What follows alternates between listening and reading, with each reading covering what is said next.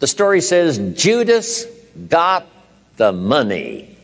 You say, well, that's a success story. No. It's true, 30 pieces of silver was a sizable sum of money, but it was not a success story. His name was Judas. Doesn't that ring a bell? It makes all the difference in the world. Judas got the money. Here's something interesting about the story of Judas. After he got the money, he was unhappy. Someone says, well, if you had a fortune in your hand, why would you be unhappy? And here's the key. He was not unhappy with the money. He was unhappy with himself. Here's a key phrase. The greatest source of unhappiness is self-unhappiness. It's not from outside the things that make us unhappy. The greatest devastating unhappiness is to be unhappy with yourself. Now, a mild form of unhappiness is constructive. The desperate form of unhappiness is destructive. It's like worry. We should all worry a little, but not let it destroy our lives. If you're in New York about to step off the curb in downtown Manhattan and the yellow taxi's coming, best you worry enough to get your feet back up on the curb, lest you get yourself wiped out. So it's called caution, but not undue caution. It's called fear and worry, but not the worry that kills you, not the worry that destroys you. It's like hate. You don't need to hate your job.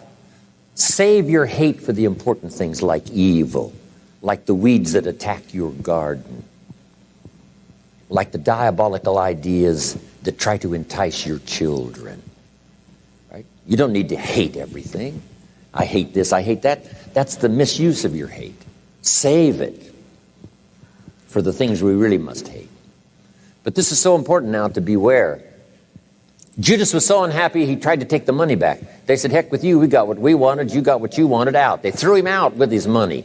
Now he becomes so desperate, he goes out and hangs himself for what he did. He became a traitor. So that's the caution now. If Judas could speak back to us in any kind of clear language, here's what he might say. Beware of what you become in pursuit of what you want.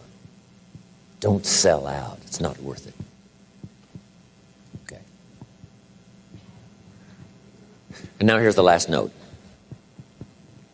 If you'll start this glorious journey of being meticulous, deliberate, and hardworking, about setting your goals for the day, setting your goals for the month and the year, setting your goals for your family and yourself and your business and your colleagues.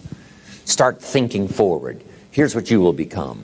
A major contributor, not only to yourself, but a major contributor to others. And that's exactly what you want. Here's another little subject before we quit this now and start on time management. But I am running out of time. I just mentioned it a little earlier before we started this class. Jot this down on personal development. This is especially for married people that have children. If you're married and you have children, I got some great advice for you. Here's the best I can give you. I'm not a counselor, but this is great stuff. Here's number one. If the parents are okay, the kids are okay. Chances are high, odds are high. If the parents are okay, the kids are okay. Your own self-development is the best contribution you can give to your children. Not self-sacrifice, self-development and contribution. Self-sacrifice usually earns contempt. Self-development and self-investment earns respect.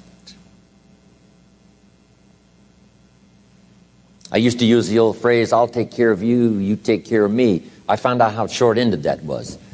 I changed it, and Bob Cummings, the old movie star, helped me to change it. Here it is, I'll take care of me for you, if you'll take care of you for me.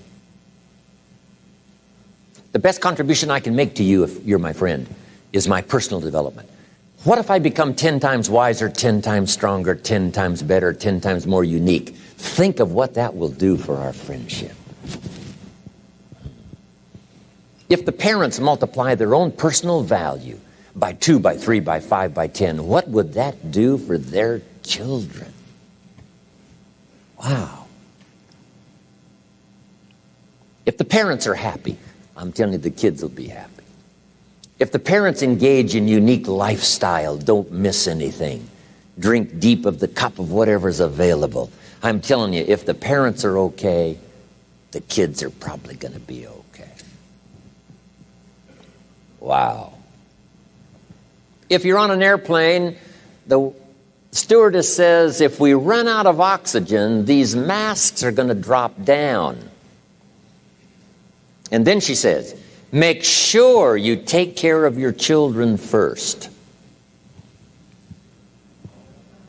No. Would you underline no? Would you underline no? No. Have you got that? You should take care of your children first. No.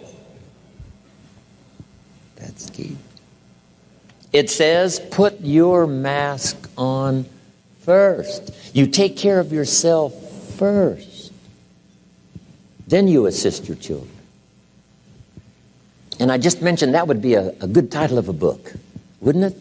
For parents, put your mask on first.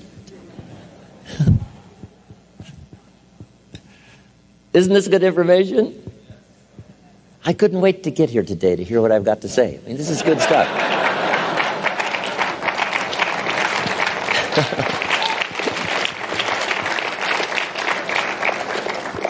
The best contribution to your company is your self-development. The best contribution to your husband or your wife is your personal development.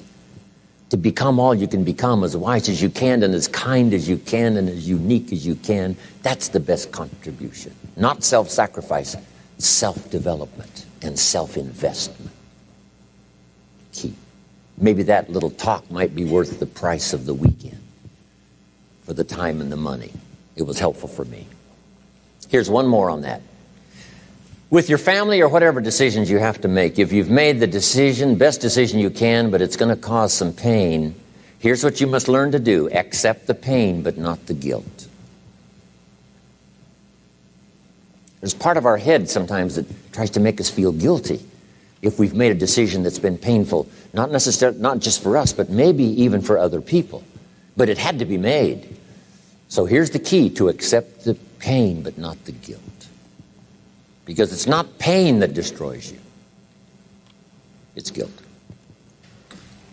Isn't that goal-setting session fantastic? I mean, this is life-changing stuff.